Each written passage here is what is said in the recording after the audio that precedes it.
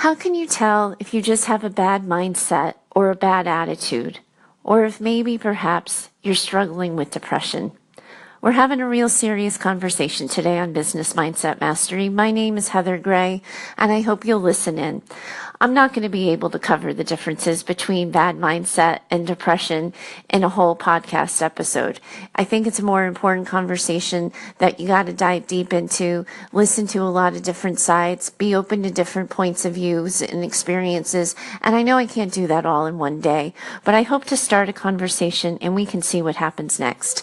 For me, it started with a letter I got yesterday, so I'm just going to dive in. Hey Heather, this is a really hard email to write, and I promise you I'm not a hater, and I'm not looking to have a go at you, but I think you might be missing the mark on something, and was hoping we could have a conversation. Honestly, I'm hoping you'll turn this into a podcast episode because no one else is talking about it. I've listened to your episodes on unhappy versus happy people. I've heard you use your husband and his misfortune as an example that happiness is a choice. As an aside, you've mentioned that this isn't easy for someone with depression, and that if you're suffering from depression, you should seek a different support. I feel lost. I don't know if I'm just resistant and stuck in fear with a bad mindset or if I'm depressed. I heard you this week talking about lessons learned from your move, and when I heard myself talking back, or rather yelling at you in the car and telling you that you don't get it and that it isn't easy for some of us, I thought maybe it was time to start a conversation. Depression exists and lives everywhere. So does anxiety. Do you have room for it in your conversations about mindset? What's the difference? Is there a difference? I'm not mocking or discounting you, but sometimes in listening to you, I feel discounted, and I'd really like to know what you think about this. I've been listening to you every day, and I'm grateful for the time you take for a daily show. Doing that sounds like a lot. Thanks. I am so glad you reached out with this letter. I think you did an incredible job of telling me exactly what you wanted me to think in a really respectful way that I hope can open a dialogue. You probably have gotten my email by now that I said I'd love to have you on the show and have a conversation and we can go back and forth on it. But in the meantime, I hope you'll listen in, hear my support, hear my validation, and maybe get some insight. Stay tuned for the other side.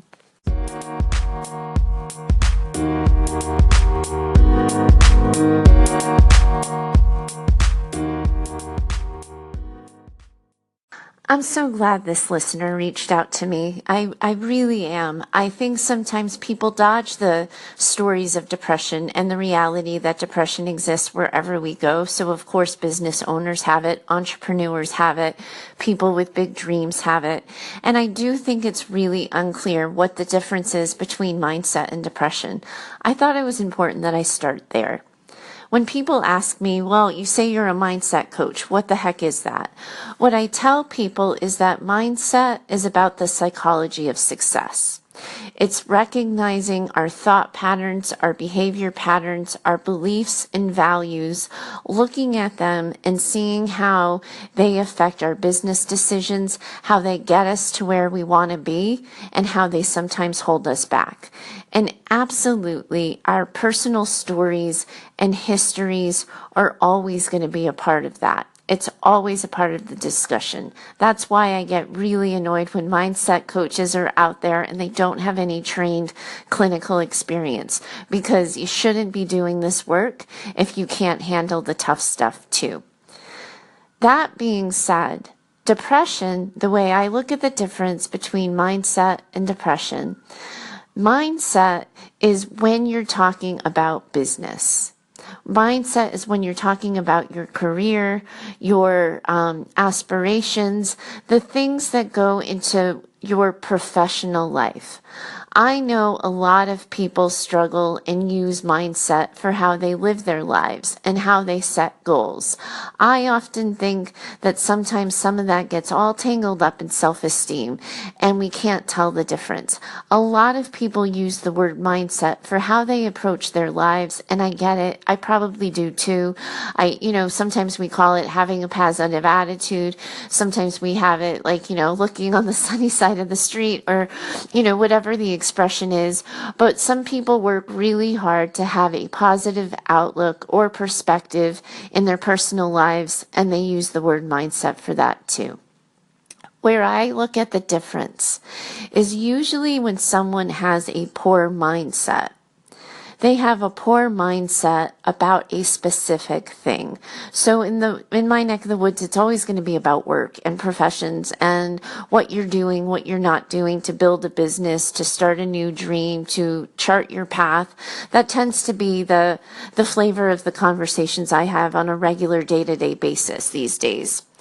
When you're depressed, your outlook is pervasive across all areas of your life. You may feel skilled or talented or capable in one area, but moving through the world throughout your day, from the time you get up to the time you go to bed, is slowed down, run down, and makes you feel groggy. It doesn't always work that way, right? Not every depressed person is moping about with, their, cheeks down to their knees, crying all the time, binge eating chocolate and watching Netflix.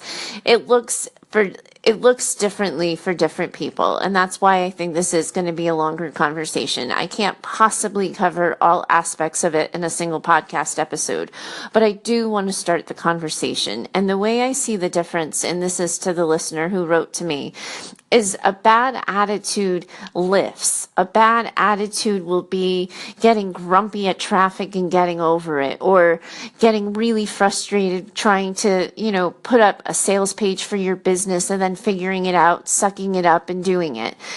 When people are depressed, they can have all of the good intent in the world. They can have a desire to be better, to do better, but they simply can't, even when they are intending to take action. Mindset is situational, and depression tends to be pervasive. And it looks different on both sides. Sometimes we can talk really positive things and say positive things and believe positive things and still not do anything, and it can go into the bad mindset category. And the same thing can happen when you're depressed. So how the heck are you supposed to know the difference?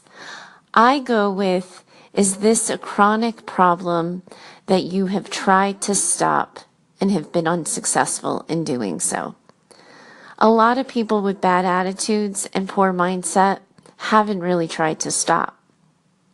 They've read the books, they've gotten the ideas, they've maybe, done a half-assed attempt at trying something, they phone it in, but they don't really take the specific action that's needed to get themselves a different results. People with depression are trying every day for it to be better. They're doing the meditations, they're doing the journaling, they're taking in the water, they're trying to get regular sleep, they're trying to work on their diet, and still nothing's working. People with a poor mindset identify a problem and don't own what they're willing to do about it. People with depression often know that they can want to do everything about it, but something's getting in the way and they need help. There's an onus of responsibility too in this discussion that I think is different. And a lot of times we will see both sides, especially as a therapist. I can tell you in all honesty, I worked with a ton of people who were depressed and didn't want to do anything about it. That's not necessarily the all-encompassing defining factor, because depression eats at your motivation. It eats at your ability to perceive that things can get better. A bad attitude, for me, and in my description, is you're the only person standing in your way. Poor mindset is not wanting to put in the work. Poor mindset is being so afraid of fear that you're not going to take an action. Depression is living in fear every day and just wanting to get the hell out. I think it's really easy for people who are depressed, when they listen to the mindset lingo, to feel disenfranchised and disconnected. And I don't blame my listener for hearing that when I speak to her. I especially don't blame her for hearing that when I talk about the habits of chronically unhappy people. I get it. I get that people with depression, when I say things like that, feel separated. But I also feel this important conversation is a call to action. because the number of people who are depressed and truly incapable of making a movement, making a change, doing something different because their depression is so debilitating is way lower than the number of people who want to play victim, roll in the horrible histories that have happened to them, and never get outside. There is a difference, and it is a choice. The people who are at that bottom and that lower percent who can't get out, they're trying. And one of the things that's really important to think about is when we're talking about this, we have to be open to other points of view. You're talking to a mindset coach, consultant, performance coach, consultant, put whatever fancy schmancy title you want on it. I used to be a therapist. And the reason why I'm not a therapist anymore is I burnt out from the job. I couldn't do it. I couldn't hold the stories. I couldn't sit and talk to people and watch them not change and not make a move. So you have probably heard a little bit of the burnout in these podcast episodes. I don't blame you for feeling left out, but I think we can fix that. Tune in.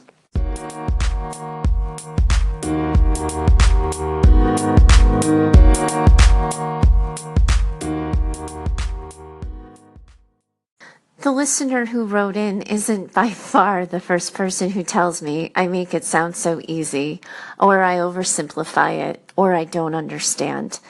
And I know sometimes that I oversimplify it, and I know I make it sound easy. And I don't do it to, I guess, be condescending or arrogant or anything. I sat in that therapist chair for a really long time. And I watched a lot of people live in a space that was simply more comfortable for them, miserable, than the vulnerability that came and living in the vulnerability that came by choosing to be happier, by making the choices and changes necessary to be happier. I do know that some people can't choose. I opened up the conversation to my Facebook group because I wanted to make sure that I wasn't one-sided. And one of my members was incredibly brave. And I'm going to read what she had to say. Her name's Holly. And Holly, I shout you out for your vulnerability, bravery, and trust in me with this conversation. She writes, "There's a huge difference between depression and a bad attitude. I'm currently in a very bad bout of depression, to the point of suicidal thoughts. I'm working with my doctor and my shrink. I've experienced these since I was 4, for sure. I have an amazing attitude, and I'm always positive, even when I'm suffering. This time I quit putting on my fake face. My fake face drained me. I'm truly one of the most positive people I know, but depression is chemical or whatever. I try every day to be over it, but it doesn't always work that easy." So Holly illustrates here what I'm talking about, that even in the most debilitating depression, there's choices. You can choose to understand your personal depression.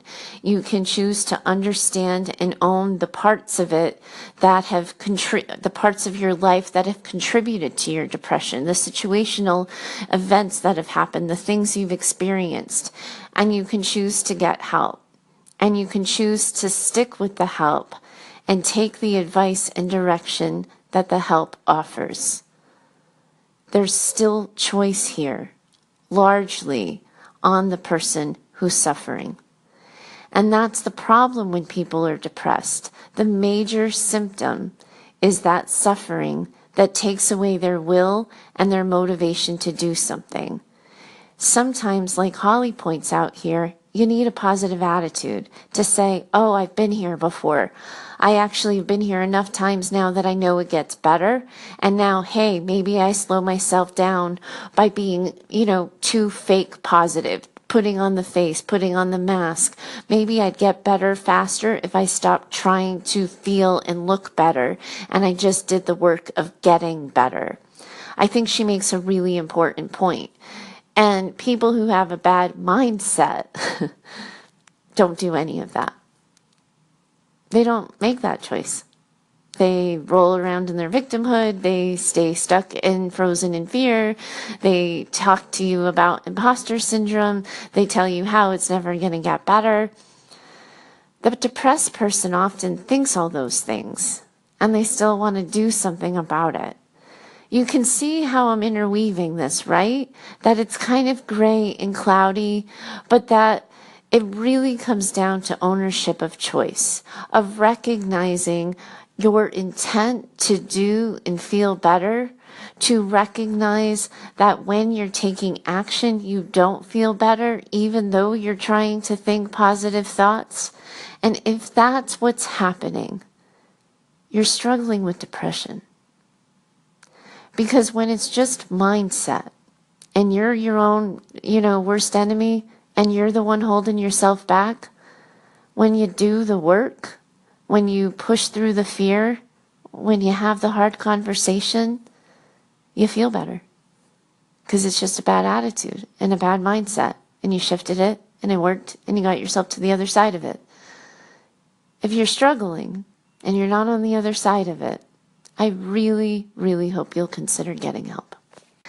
Kirsten's another member of my group, and what she had to say was this: I would love to chat about the stereotypes about depression. Someone being depressed doesn't mean they're walking around with a depressed look all the time. Depression lurks beneath laughter, smiling faces, and appearances of total normality. And I think that's why it's so hard for people to grasp how depression differs from a bad day or a bad attitude or something they can't just shake themselves out of because they were fine earlier. Exactly, Kirsten. And that's what Holly just said, is that I put on a mask. I pretended to be fine when I wasn't. And now she's taken her mask off and people are probably like, what the heck, Holly? What's the deal? What's going on? Where did this come from? When all along Holly was hurting and suffering, people just didn't know.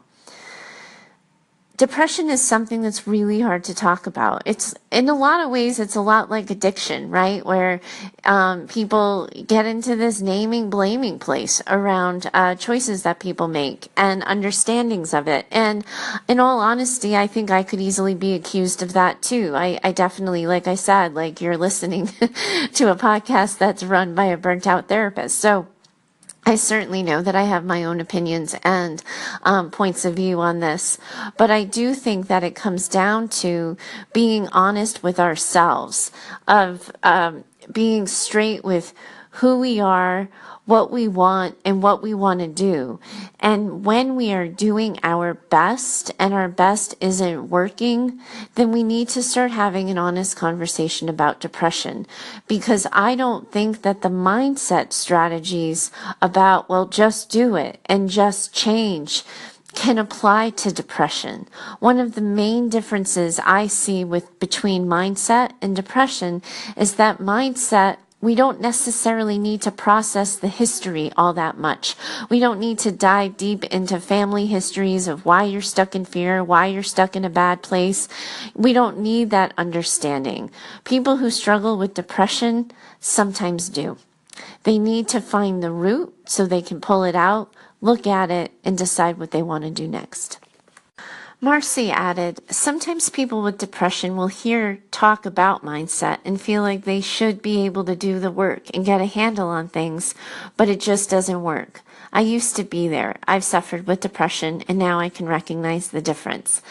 That's exactly it. That's what I was talking about earlier. This idea that when I apply the things I'm learning, when I go in with full intention and I do my best and I still feel badly, I'm still hurting, I'm still in pain, that's usually when you're dealing with depression. And when you try to apply the mindset strategies and they don't work, you end up just feeling stuck, stupid, or like you're doing it wrong, rather than recognizing that treating mindset and treating depression requires two different approaches. This is an important conversation for the consumers. I think that there's a lot of quacks in the therapy field, and there's a lot of quacks in the mindset field. People who don't know what they're doing, they're talking the talk, they're saying all the things, but they really don't know how to move people from hurting to suffering. When I was trying to rediscover myself and reinvent myself and figure out what I wanted to do after I decided to close my private practice, I was really resistant to calling myself a coach because I didn't want to be lumped in with all the people who didn't have degrees, who didn't have training, who didn't have experience, and were just going and slapping labels on themselves. And it occurred to me that there were an awful lot of therapists with degrees hanging on the walls that I didn't necessarily respect either. That both roles require and demand integrity. And we'd like to assume the professionals would be the ones to hold it, to help the people who are suffering. I've just been on both sides of the fence now long enough to know that that's not true. In order to know what's best for you, you have to be honest with yourself about your suffering, because you can't treat mindset the same way you treat depression or vice versa. It really doesn't work. I know I'm going to have clinicians and coaches on both sides who are going to tell me that's not true, but I can tell you my personal experiences, I've tried. And what happens is more often than not, you miss the mark when you're not treating the right problem. Sounds pretty accurate, right? Like, I'm sure that makes sense to you guys as you listen in. So if you're hurting and if you're struggling, I'm challenging you to really look at what you've done to address the problem. What you've really done to make a movement, to make a shift, to make a change. And if you've done it and you look in the mirror and your sort of brutal honesty, hard truth is you've done all the things and you're still not feeling better, go get yourself some help, because I know you're depressed. But if you haven't really tried and you haven't really shown up for yourself, then you also have to own that you have a bad attitude, that you're stuck in a victim mentality. And you got to ask yourself a really important question.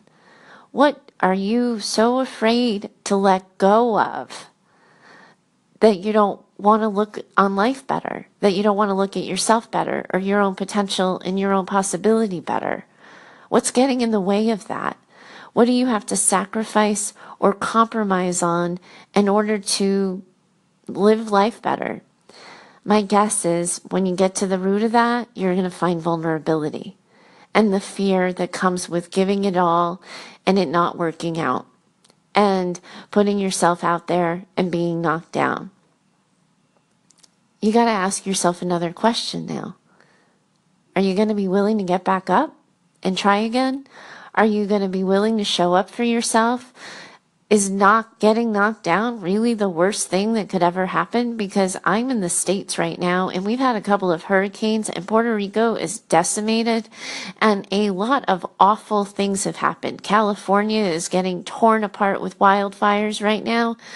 Are you really so sure that the worst thing in the world that could happen to you is that you might do your best and your best might not work?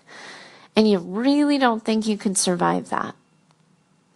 I'm putting the challenge out there because you have to own it.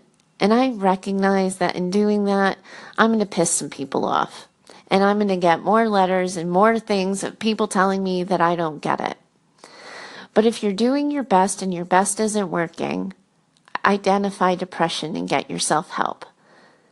And if you're calling it in and stuck in fear, well, maybe you need to own that about yourself and start getting out of your own way.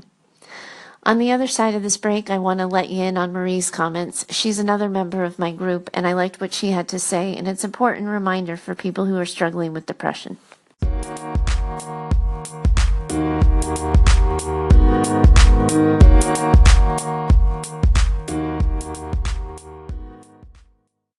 Marie added, I'm beginning to wonder if depressed is becoming a new way of saying I'm blue today, bypassing truth that we all have blue days or periods that go as quickly as they come. True depression is when you're chronically clouded over for a while. I've been through some really bad true depressions. Those days seem to be behind me, and now I can fairly readily tell the difference between blues and depression. Also, a discussion of depression isn't complete without mentioning the effects of sugar, alcohol, and caffeine. A trusted therapist had a sign on his door. Do you need me, or do you need to stop using coffee, caffeine, or sugar? It's an interesting point. I think Marie brings up a really good point. And this is actually something I see way more now in my current days than when I was a therapist. That a lot of times when clients have a bad day, and they're feeling like, oh, I'm not going to get things done today. It's not going to work. I'm off my game. They forget that sometimes people really do just have bad days where they lose perspective, they lose focus, and that they just have to pack it all in for a day and start over tomorrow. And people who are depressed live in fear, especially when they start feeling better and getting to the other side of it, that a bad day is the start of a new depression. So they wrap themselves up in their fear around it, go into panic mode that they're in a relapse, and get really sidetracked and distracted when we have to accept that we all have bad days.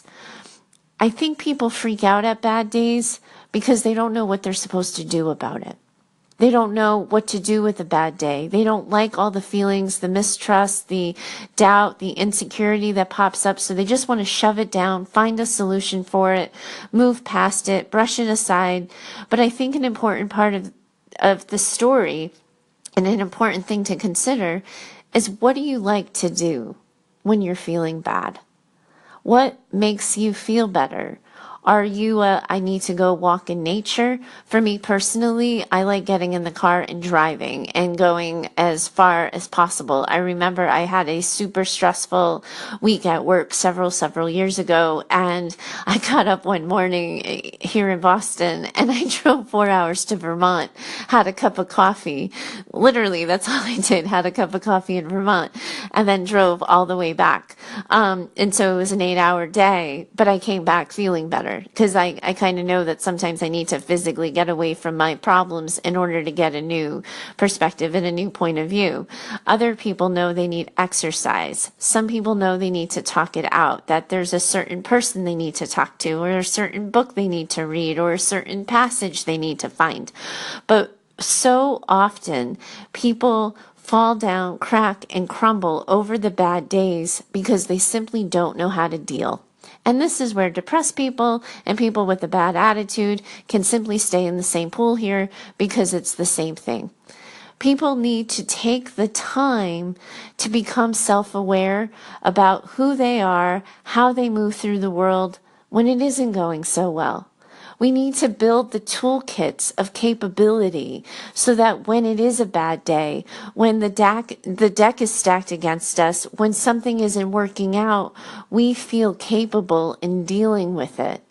It is a lack of a belief of our capability that often turns a bad attitude into a depressive episode.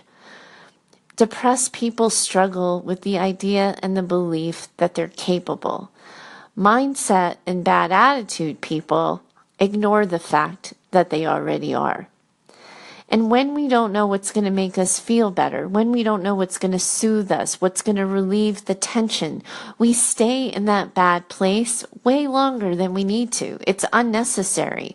But when we know our go-to things, when this happens, I need this. When I'm feeling this way, I do best when. When I'm bothered, upset, losing sleep, I often feel better when. And we start filling in the blanks and collecting the things. And when I was a therapist, I really pushed people to carry the list, to write down on bad days, this is what works. Because if we're depressed or we're just having a sucky attitude day, we lose sight of that. And we forget what makes us feel better. So we don't know what to do. And we kind of flounder about, flapping our arms, feeling lost, instead of really getting clear on who we are, what we need to do to feel better, and just going for it.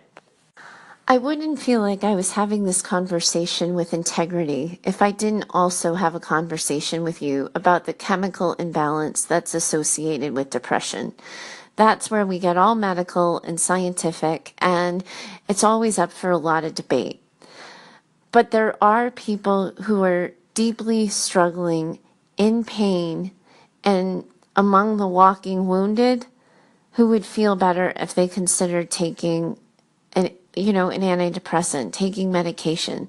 My training and my degree is not in medication. So I'm not giving any advice about this. I am not telling you to go and medicate yourself. But what I am doing is talking to the people who maybe feel bad that they've made the choice to be on meds, or who are so tired of feeling bad that they're having a discussion with themselves of perhaps getting on medication. And I know it's a loaded issue, and I know people have a lot of feelings about it. And I am actually not looking to open up the debate about meds versus no meds. I don't need to have the discussion about alternative approaches and a holistic therapy. I am a mindset coach now, after all, so I don't need to dive deep into that world. But I've been in that world with folks long enough to know that there's a lot of shame and stigma around the issue of medication. And I don't feel responsible if I don't say this one thing, and I hope you'll indulge me and listen in. You don't have to be suffering. If you've tried all the behavioral things and you've, read all the morning mantras, done all the morning mantras, and you've eaten, drunk the green smoothies, and you've gone for the walks, and you've taken the dog out, and you've done all the things, and your mood is still low, bad, sad. It doesn't even have to be unrelentingly awful. But if you're still hurting, you don't need to suffer. It is not a requirement of depression. And if you think medication might help, I really encourage you to talk to a trained professional about your options. If you want to explore alternative treatments and alternative medicines and approaches and essential oils and all of the other approaches, go ahead and talk to somebody about that too. Because my point isn't about taking medicine. My point is about giving yourself permission to use something outside of yourself to alleviate the suffering. To take ownership that you're doing your best and your best isn't working and maybe you could use some help. To give it a shot and to recognize and own that you might simply be struggling with a chemical imbalance that needs some outside assistance to get better and to right itself. Somebody in my group pointed out that it's like diabetes and insulin. When it's in balance, you can wish it away, you can exercise, you can do all these things, but at the end of the day, you need an external, medicine to be inserted into your body so that it can function normally. It would be really great if I could start to alleviate some of the stigma that comes for folks who are considering or who are currently taking medication. I can't tell you the number of times people stood and stuck in shame over a single decision to allow themselves to stop suffering. If you've just got a bad attitude and you've just got bad mindset, I'm sorry, not a lot of meds will help you there. But it was an important conversation for me to have with you, and thank you for indulging me in having it. I am so incredibly grateful to the listener for reaching out, for challenging my perspective. I hope that you hear and know my good intention here to open an honest conversation. I hope you hear my intention to know that I'm open to ongoing dialogue about it. I do want to remind you all that I've self-identified as a burnt-out therapist. If you're struggling with depression, I'm not your girl. But I would really be happy to help you find who might be a good fit. And if you are struggling with a bad attitude and you're ready to get the hell over it, give me a call. Find me over at heather@choosetohaveitall.com. If you want to ask a question or get my 2 cents on something, that email address works for you too. And I'm currently accepting open interviews if you want to get on the show and get some life coaching in. It was a really important conversation today. I'm really glad we started it, and I look forward to talking to you next week. Bye-bye. Have a good one.